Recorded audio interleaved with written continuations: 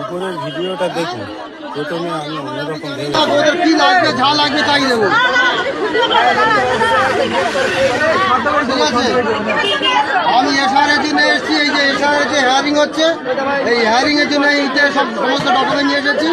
ওদের যা লাগবে তাই দেবো, ওদের কি কি প্রয়োজন তাই তাই দেবো।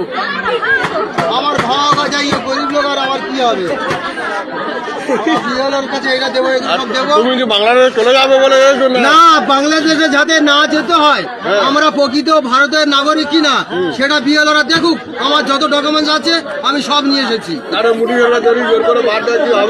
জোর করে কেউ কারোর বাদ দেওয়ার ক্ষমতা কারণ নেই।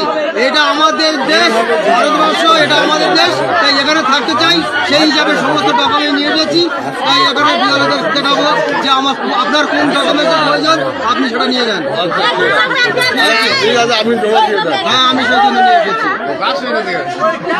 সমস্ত ডকুমেন্ট নিয়ে এসেছি।